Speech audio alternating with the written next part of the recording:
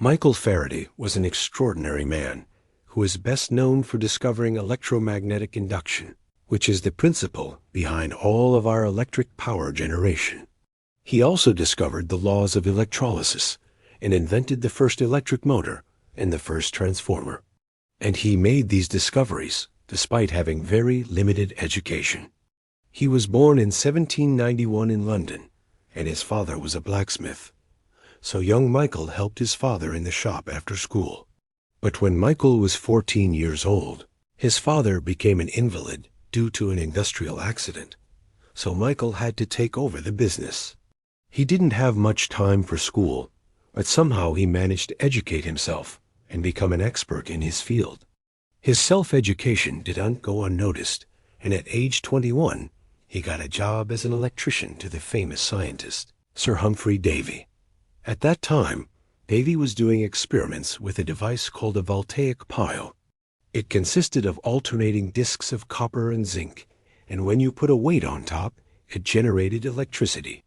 At that time, scientists knew that electricity could be generated by chemical reactions, but no one knew how to generate an electric current without chemicals. The voltaic pile was the first device that came close to generating a steady electric current, but there were still some problems with it. Faraday was tasked with improving this device, and after 2 years of working on it, he finally succeeded. When Davy presented the improved voltaic pile to the Royal Society, he shared the credit with Faraday.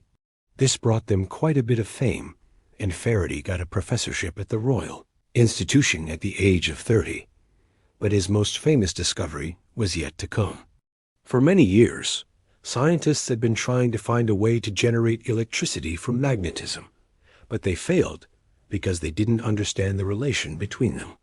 Even after Ørsted discovered that a magnetic needle was deflected by an electric current, nobody could figure out a way to generate electricity from magnetism until Faraday came along. In 1831, while experimenting with electromagnetic fields, he noticed something extraordinary. When he moved a magnet next to a coil of wire, a current started flowing through the wire. He had discovered electromagnetic induction. This discovery laid the foundation of all our modern electric power generation. All we need to do now is move a magnet next to a coil of wire, or move the wire through a magnetic field, and we get electricity.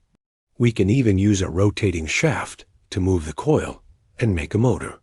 The basic principle of Faraday's discovery is that a changing magnetic field induces an electric current in a nearby conductor. But why does this happen? Well, if you look at the situation from the perspective of the wire, then the moving magnet creates a changing magnetic field around the wire. This changing magnetic field causes an electromotive force inside the wire, which in turn causes an electric current. So the changing magnetic field literally pushes the electrons in the wire, creating a current. Faraday used this phenomenon to invent the first electric motor as well. He wrapped a wire in a circular fashion, like a flat coil, and connected it to a battery.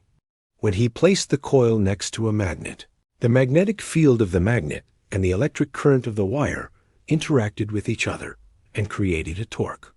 The torque made the coil rotate continuously in one direction. All modern electric motors work exactly in the same way. Faraday's induction also led to the invention of the transformer. A transformer is nothing but 2 coils of wire wrapped around a common iron core. When we connect the first coil to a voltage source, an electric current starts flowing through it. Since the 2 coils are wrapped around the same core, the changing magnetic field of the first coil induces a voltage in the second coil. This voltage can be higher or lower than the original voltage, depending on the ratio of the number of turns in the 2 coils. So Faraday discovered the basic operating principle of all transformers. By using multiple coils and varying the number of turns, we can step up or step down the voltage to whatever we want. This makes it possible to transmit electric power over long distances with relatively low losses. After making all these groundbreaking discoveries, Faraday continued his research until his death in 1867. His discoveries paved the way for many inventions in the future, such as Tesla coils, radio, X-rays, and nuclear energy. If you want to learn more about similar topics, I recommend checking out my video on Tesla coils.